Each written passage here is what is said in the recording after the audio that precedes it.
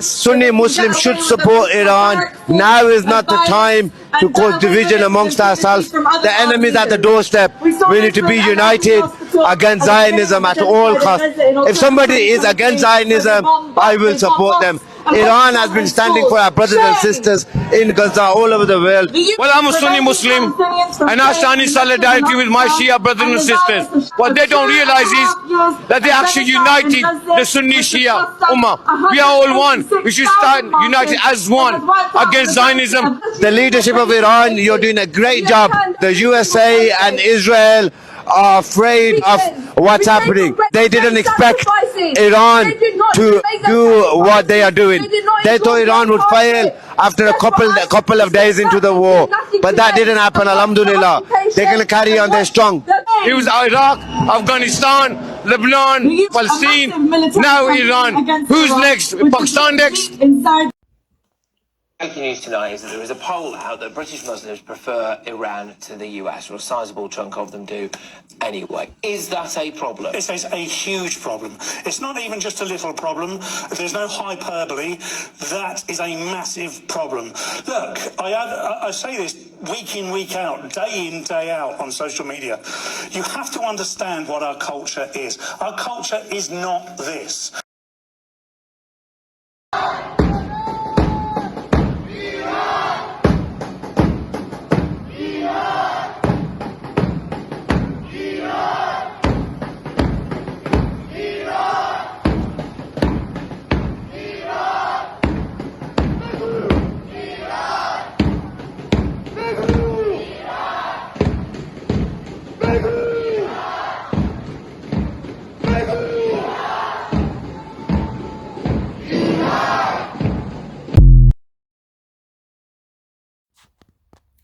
The Reform Party UK are spreading the gospel, if you like, that Muslims who support Iran rather than UK or America, even though they live in the UK, somehow they're supporting Donald Trump bombing Iran, the Reform UK.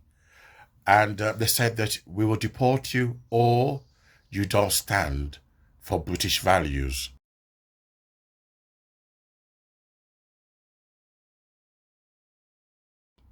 So bombing Iran somehow coincide with British values. What's interesting, they say you must choose loyalties.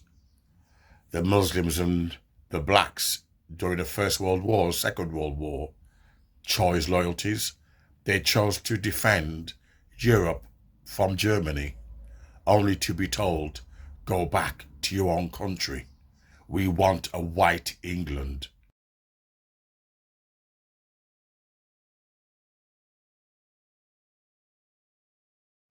The British soldiers who were black and Muslims were given hell after serving in the armed forces protecting Britain from the Germans. But what's interesting, the narrative is quite strange because during Brexit, there were English people living in Spain who were voting against, Spanish interest. They were voting for Brexit, even though they were living in Spain. Should Spain have deported those English, even though they didn't have a interest in Britain, but still they voted for Brexit? The South African apartheid has nothing to do with the English people, yet because the South Africans were white, Reform UK voted against black South African interest purely because the South Africans were white, not caring about the history of South Africa.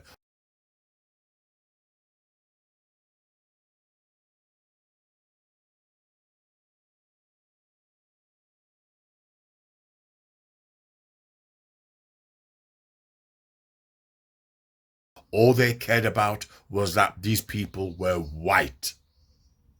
So you begin to realize that these people, they're promoting nothing more than white nationalism. They can go around the world and they can propagate white democracy. White democracy.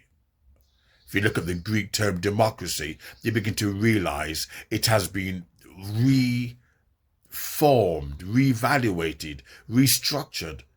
It has been changed to mean white supremacy, democracy in the Middle East, in Africa, meaning spreading white interest. It's nothing to do with the Greek and what the Greeks called democracy.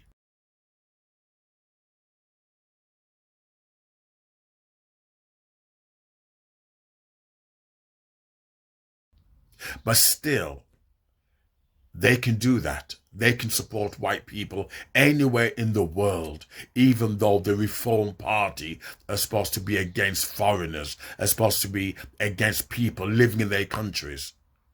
You see the contradiction? We want to kick you out, but still we want to control your country. We want to make sure that our national or international interest is for white people only. Should Muslims support Iran? Do you really think Muslims are the problem in Britain? Yes or no? Let us know. Of course. When you look at the white hypocrisy, you begin to realize that all they care about is if you're supporting your own struggle, your own survival, then you're seen as anti-white. This is how they've brainwashed us. We're seen as anti-white for not wanting, to protect what's evil and what is wrong. Muslims have a right, to be concerned over this illegal war waged by Donald Trump, where Donald Trump was saying that when he was mocking Japan did nothing for many years, being a country of peace. Donald Trump mocked Japan while he was saying that he might bomb another country just for the fun of it. This is white privilege. You can use this kind of language. Another country couldn't do that. Reform UK, they're hypocrites. They like to get involved in other countries' affairs, yet they don't want you living in their country. They live in Dubai, yet they don't want you living in their country.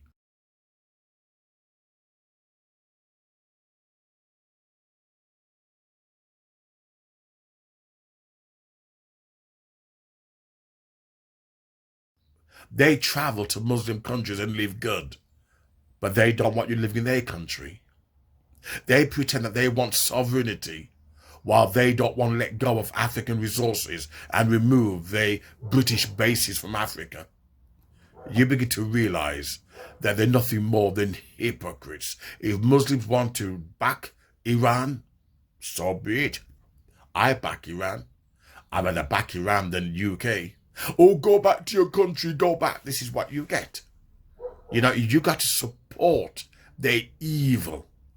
But when they live in Jamaica, in the richest part of Jamaica, they live in the richest part of black countries, African countries.